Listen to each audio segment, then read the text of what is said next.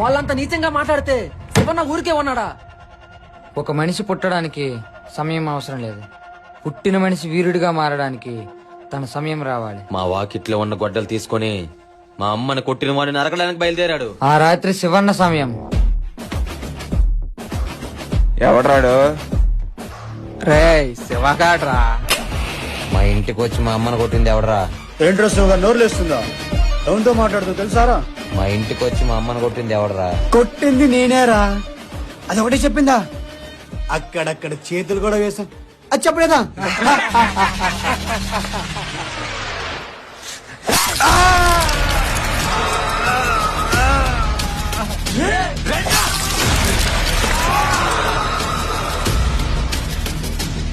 ఎవడైతే ముందడిగేస్తాడో అదే నేను తీసుకెళ్లే మొదటి తలకాయ్.